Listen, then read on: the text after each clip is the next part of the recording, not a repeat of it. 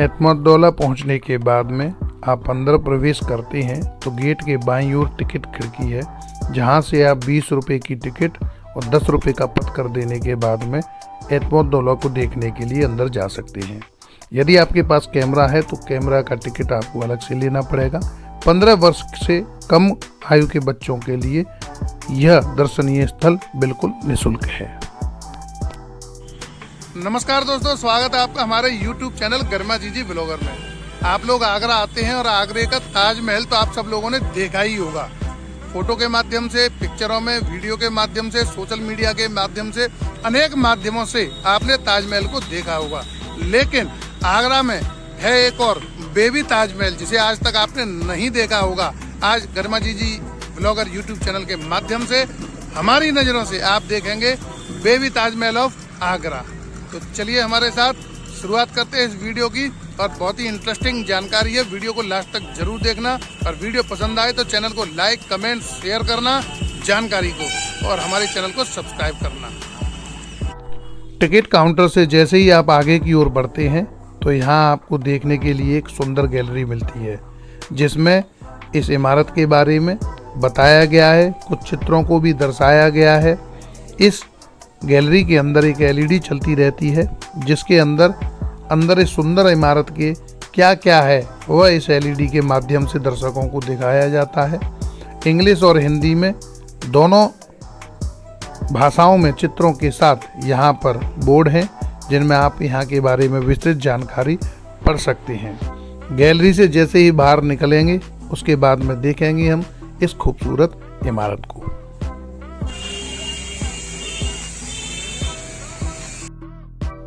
तो चलिए करते हैं मकबरे के अंदर प्रवेश। मुख्य द्वार पूर्वी द्वार है, जिस द्वार के सामने दाईं और बाईं ओर बहुत बड़ा पार्क बना हुआ है, जिसमें अनेकों सुंदर पेड़ लगे हुए हैं। पूर्वी गेट से जब हम अंदर की ओर चलते हैं, इसकी दाईं ओर यहाँ पर एतमोद्दौला के मकबरे का इतिहास लिखा हुआ है पत्थर पर, उसे आप पढ़ सकते हैं। लाल पत्थर का बना हुआ है गेट, जिसके अंदर छोटे छोटे संगमरमर के टुकड़ों से बेलें बनी हुई हैं। गेट के ऊपर सुंदर डिजाइन दी हुई है। लकड़ी का गेट इस गेट पे लगा हुआ है, किवाड़ जिसे बोलते हैं।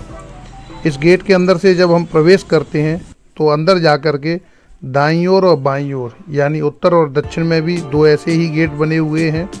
पश्चिम में जो यमुना नदी के किनारे पर इसका अंतिम गेट बना हुआ है, वह एक इमारत के रूप में बना हुआ है, जिसमें अंदर बैठने की जगह है, दोनों साइड में हॉल है और सामने बहती हुई यमुना जी।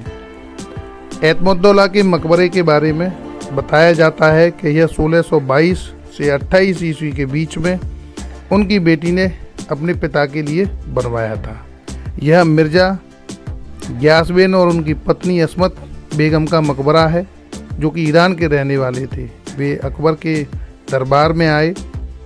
यह जगत प्रसिद्ध नूरजहां के पिता और ताजमहल की ख्याति प्राप्त मुमताज महल के दादा थे।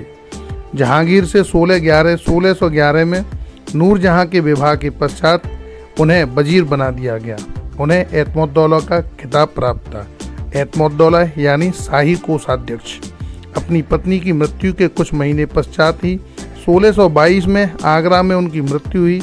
नूरजहां ने 1622 और 1628 के मध्य अपने माता पिता के लिए यह मकबरा बनवाया। नूरजहां और जहांगीर का मकबरा लाहौर में है।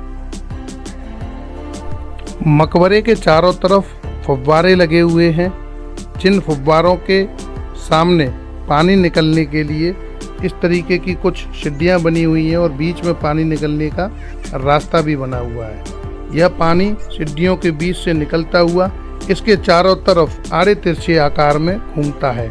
मकबरे के चारों तरफ ऊंची ऊंची मीनार हैं, जिनके ऊपर गोल गुंबद बने हुए हैं। यह सफ़ेद संगमरमर का मुख्य मकबरा बड़े अनूठे रूप से इस बाग के मध्य में स्थित है। यह लाल पत्थर की जगती पर बना है, जिसमें प्रत्येक दिशा के मध्य में केंद्रीय मेहराब के सामने फव्वारा सहित एक पद्म कुंड है। मकबरे की चतुरास योजना है। इसके कोनों पर अट्टालिका संबंध है। इनके शीर्ष पर छत्रियां शोभायमान हैं। इस मकबरे का सर्वाधिक महत्वपूर्ण पक्ष इसका रंगीन अलंकरण है। इसके संपूर्ण बाह्य संरचना पर फूल पत्तीदार शैलीकृत अरबी सम और ज्यामितिक डिजाइन पच्चीकारी और विधियों द्वारा विविध सुंदर रंगों और छवियों में प्रदर्शित किए गए हैं। मदिरा सुराही, प्याला तस्करी, सुरों, गुलदस्ता और ऐसे ही अन्य ईरानी रूपक जो जहांगीर की कला के विशिष्ट तत्व हैं, उन्हें इस मकबरे की चार दीवारी पर उकेरा गया है। मकबरे के अंदर अनेकों सूक्ष्म रूप से कलाकृतियों को उकेरा गया है, जिन्हें यदि आप ध्यान से देखते हैं तो आपको वे आकृतियां यहाँ पर दिखाई देंगी। मकबरे के अंदर जब हम जाते हैं तो चूने और मिट्टी से भी इसके अंदर कलाकृति को डिजाइन किया गया है, जो समय होने के कारण अब थोड़ी सी टूट फूट गई है। आप ऊपर देख सकते हैं उसके बगल में प्राचीन काल की ही सुंदर कलरों से, रंगों से जो आकृतियां बनाई गई हैं, वे बहुत ही सुंदर लगती हैं। इस मकबरे के चारों तरफ इस तरीके की नकली कब्रें बनी हुई हैं, जिन्हें मिर्ज़ा गियासबेन और उनकी बेगम अस्मत बेगम के बच्चों की बताई जाती हैं। इसके अंदर जो कब्र हैं गियास बेग और उनकी पत्नी की, वे भी नकली कब्र बनी हुई हैं।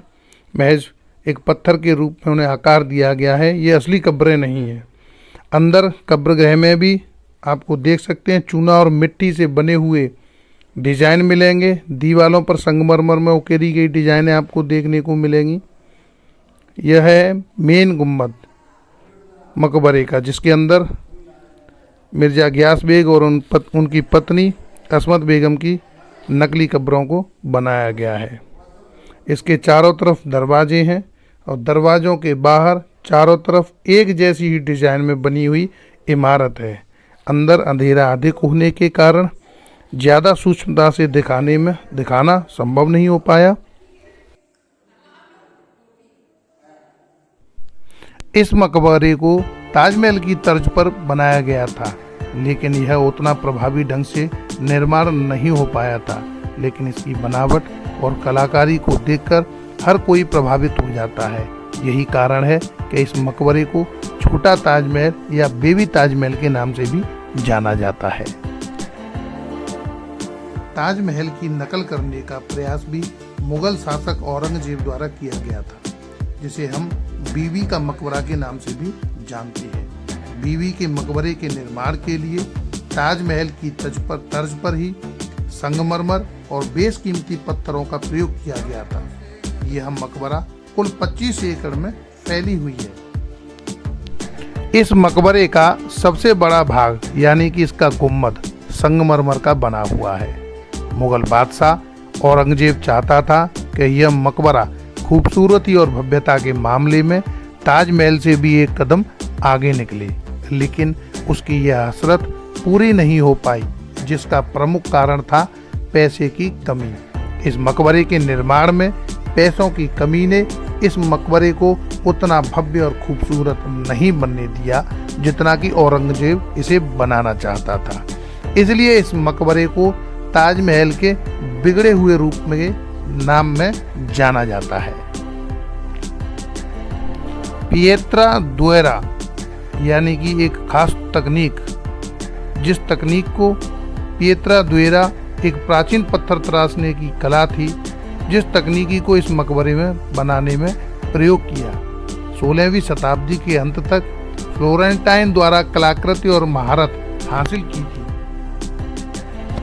असल में इस पद्धति से संगमरमर के पत्थरों का प्रयोग करके उनमें हीरे जवाहरात इत्यादि जोड़े जाते थे। इस प्रकार इसका प्रयोग सजावट के रूप में होने लगा था। इस कला की सबसे बड़ी खास बात यह है कि इसमें केवल और केवल प्राकृतिक वस्तुओं जैसे कि फूलों, बगीचों इत्यादि का ही चित्रांकन या सजावट पत्थर के ऊपर की जाती थी। तो दोस्तों चलते हैं अब इस मकबरे के पश्चिमी गेट की ओर, जो कि इन और द्वारों से कुछ बड़ा बना हुआ है, जिसके दोनों तरफ लकड़ी के गेट चढ़े हुए हैं। इन गेटों के अंदर से सीढ़ियों के माध्यम से आप ऊपर चढ़ करके सामने वाले मकबरे की छत को देख सकते हैं। लेकिन ये कुछ खास लोगों के लिए खोला जाता है, प्रशासन के द्वारा ये बंद है। एतमुद्दौला का मकबरा मुगलों के गुम्बद विहीन मकबरों की श्रेणी में अंकित किया गया श्रेष्ठ इमारत है। यह उनकी पहली इमारत है जो श्वेत संगमरमर से बनी थी। यह इमारत लाल पत्थर को श्वेत संगमरमर में परिवर्तन होने की स्थिति का सूचक भी है। इस गेट से पश्चिमी की ओर जब आप देखते हैं तो यमुना का वृहद रूप आपको देखने को मिलता है। यह यमुना बरसात के समय में इस गुम्बद के सहारे सट करके बहती है, जो बहुत ही भयानक दिखाई देती है। दोस्तों, मुझे आशा है आपको बेबी ताजमहल और यह एतमुद्दौला का मकबरे की जानकारी अच्छी लगी होगी। आपको मेरी वीडियो पसंद आई हो तो वीडियो को लाइक करना, कमेंट में अपने सुझाव जरूर देना, मेरे चैनल को सब्सक्राइब करना और यहाँ आने वाले पर्यटकों को मेरी वीडियो शेयर करना, जिससे कि उन्हें एतमुद्दौला के बारे में संपूर्ण जानकारी मिल सके।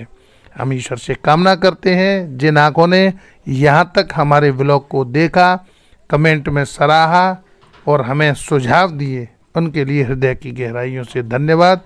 ये अंत में आकर के इस मकबरे में नीचे की ओर सीढ़ियाँ बताई जाती हैं। वहाँ पर स्थित कुछ लोगों ने बताया कि प्राचीन समय में इन सीढ़ियों के द्वारा अंदर कोई एक गुफा है, लेकिन प्रशासन के द्वारा अब इनको बंद कर दिया गया है। हर एक व्यक्ति के लिए यह खुली नहीं है। चारों तरफ की छतरियों के आमने सामने मस्त मस्त वीडियो बना सकते हैं।